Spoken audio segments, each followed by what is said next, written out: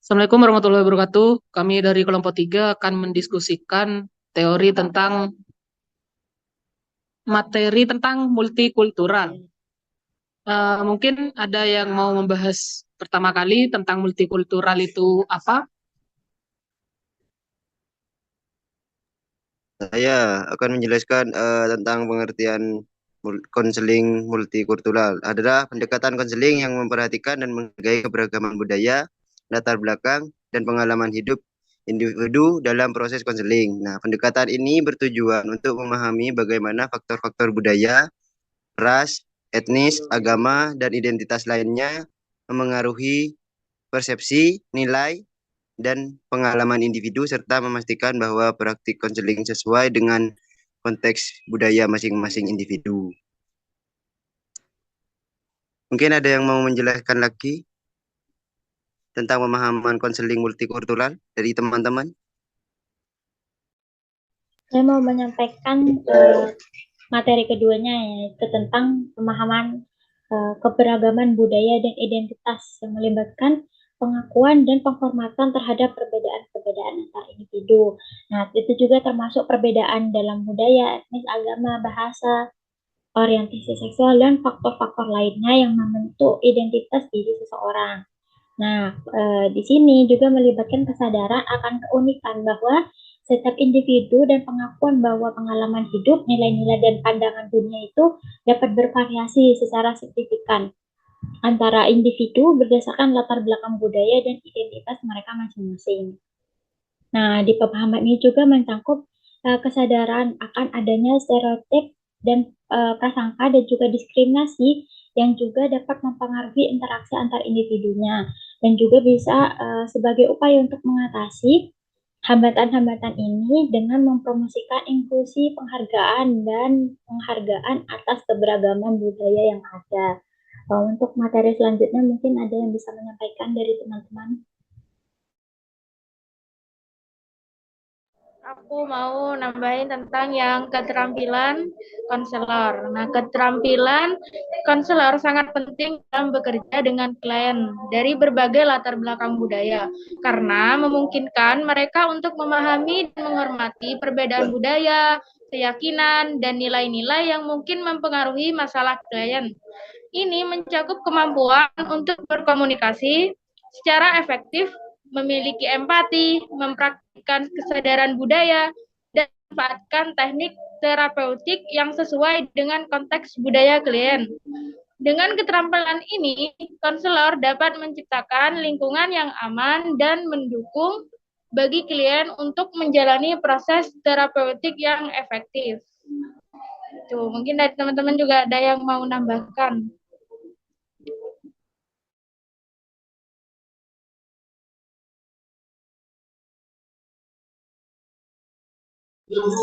Sudah ya, ini tak jawab. Kedengaran nggak suara?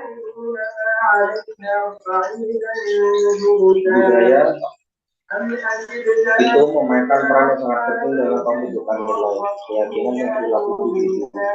Budaya memberikan kerangka aturan bagi individu untuk memahami dunia dan sekitarnya, dan bagaimana mereka saling berperilaku.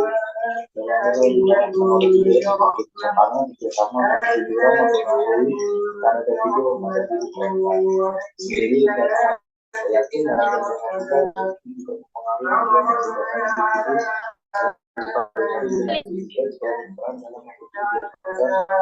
individu. Yang lain ada yang mau menambahin?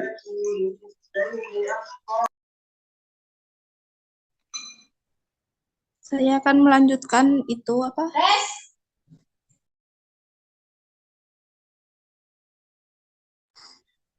Ini aku ada nemu tentang dalam proses konseling.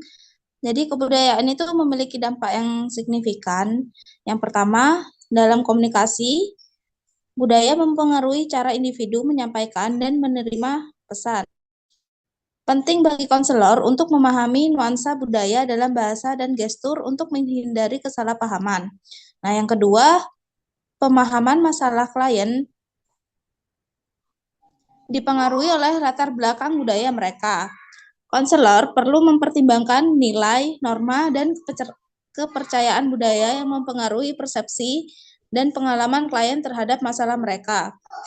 Yang terakhir, strategi intervensi harus disesuaikan dengan budaya klien untuk menjadi efektif. Ini bisa melibatkan penggunaan teknik yang sensitif terhadap konteks budaya atau kolaborasi dengan sumber daya budaya yang tersedia. Untuk selanjutnya itu ada teori-teori konseling yang mempertimbangkan aspek kebudayaan seperti konseling feminis, kritis, dan post-kolonial, mengakui bahwa pengalaman individu tidak terlepas dari konteks budaya mereka. Konseling feminis, mayoriti isu-isu kekuasaan gender dan diskriminasi. Sementara konseling krisis menelusuri akar-akar masalah sosial dan politik yang mempengaruhi kesejahteraan mental. Sedangkan konseling postkolonial meneliti dampak penjajahan dan kolonialisme terhadap pemahaman dan pengalaman individu. Mungkin ada yang tahu lagi untuk yang selanjutnya? Kalau misalnya menambahi lainnya sudah. Silakan Mbak Ines. Saya melanjutkan tentang Mbak Nurul tadi tentang pendekatan konseling. Pendekatan konseling yang mengintegrasikan keberagaman budaya seperti pendekatan pluralistik atau transkultural, mengakui dan menghormati perbedaan budaya dalam proses konseling. Mereka menyesuaikan teknik dan pendekatan konseling untuk mempertimbangkan latar belakang budaya klien, memastikan bahwa konseling bersifat inklusif dan efektif bagi individu dari berbagai latar belakang budaya. Kemudian yang selanjutnya yaitu tentang isu-isu dalam konseling multikultural berkaitan dengan cara-cara mengakomodasi perbedaan budaya, nilai, dan keyakinan dalam proses konseling. Beberapa isu yang muncul termasuk kesadaran budaya, stereotip, prasangka, bahasa, dan komunikasi, keadilan sosial, serta pengakuan dan penghargaan terhadap keberagaman.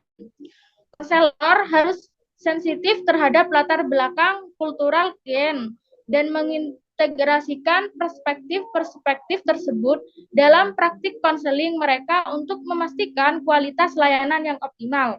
Kemudian yang selanjutnya yaitu tentang perbedaan budaya dapat mempengaruhi cara individu mengalami trauma, menjaga kesehatan mental, dan mencari layanan konseling.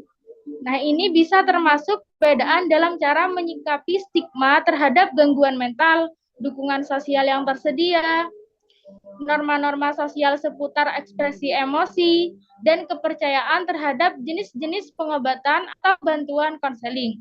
Misalnya nih, dalam budaya tertentu ada stigma yang lebih besar terhadap masalah kesehatan mental, sehingga individu mungkin lebih enggan mencari bantuan profesional. Nah, di sisi lain, dalam budaya lain, pendekatan spiritual atau kelompok mungkin lebih diutamakan dalam mengatasi trauma dan menjaga kesehatan mental. Oleh karena itu, penting bagi penyedia layanan kesehatan mental untuk memahami dan menghormati keragaman budaya dalam memberikan layanan konseling. Dan itu mungkin ada yang menambahkan, mau melanjutkan materinya? Oke, ini saya lanjutkan ya. Selanjutnya itu keterbatasan dari model konseling yang tidak memperhitungkan keberagaman budaya adalah bahwa mereka cenderung mengasumsikan bahwa satu pendekatan atau teknik konseling dapat diterapkan universal pada semua individu tanpa mempertimbangkan konteks budaya atau latar belakang klien. Hal ini dapat menyebabkan ketidakcocokan antara praktik konseling dan kebutuhan klien yang berasal dari latar belakang budaya yang berbeda. Selain itu, model konseling yang tidak memperhitungkan keberagaman budaya juga dapat menciptakan ketidakadilan dalam akses terhadap layanan kesehatan mental bagi kelompok minoritas atau marginal. Selanjutnya, kemampuan untuk mengakomodasi dan menghormati perbedaan budaya dalam konseling multikultural sangat penting. Ini melibatkan kesadaran akan nilai-nilai keyakinan dan praktik budaya yang berbeda, serta kemampuan untuk berkomunikasi secara efektif dengan individu dari latar belakang budaya yang beragam. Selanjutnya, keterampilan komunikasi lintas budaya sangat penting dalam konseling multikultural, termasuk pendengaran aktif dan reflektif. Ini melibatkan kemampuan untuk mendengarkan dengan penuh perhatian, memahami perspektif dan nilai-nilai budaya klien, serta mampu merefleksikan kembali pemahaman tersebut untuk memastikan bahwa pesan klien dipahami dengan benar. Selanjutnya itu penggunaan penilaian budaya yang sensitif dan relevan dalam konseling multikultural itu penting untuk memahami klien secara holistik, menghormati latar belakang budaya mereka, dan menyediakan layanan yang efektif. Ini melibatkan penggunaan alat penilaian yang mengakomodasi keanekaragaman budaya, seperti wawancara budaya, skala penilaian yang diuji validasinya secara lintas budaya. Selanjutnya itu pengembangan program konseling yang inklusif dan responsif terhadap keberagaman budaya dalam praktek konseling multikultural melibatkan pemahaman mendalam tentang berbagai budaya, nilai, dan norma yang ada. Ini melibatkan pendekatan yang sensitif terhadap perbedaan individu, serta penggunaan teknik konseling yang relevan dengan latar belakang budaya klien. Dalam hal ini, pelatihan konselor dalam dan menghormati keberagaman budaya, serta kesadaran akan bias budaya yang stereotip sangatlah penting. Selain itu, kolaborasi dengan komunitas lokal dan sumber daya budaya juga dapat memperkaya program konseling untuk lebih responsif terhadap kebutuhan klien. Yang terakhir, kerjasama antar konselor. Lembaga konseling dan komunitas dalam melayani populasi multikultural dalam praktik konseling multikultural melibatkan pengakuan dan penghormatan terhadap keberagaman budaya, nilai, dan pengalaman hidup individu. Ini bisa mencakup kolaborasi dalam mengembangkan pendekatan yang sensitif budaya, pelatihan untuk meningkatkan pemahaman tentang keberagaman, dan membangun jaringan yang mendukung untuk memberikan layanan yang efektif bagi populasi multikultural. Mungkin segitu diskusi tentang materi multikultural dari kelompok kami. Kurang lebihnya mohon maaf. Assalamualaikum warahmatullahi wabarakatuh.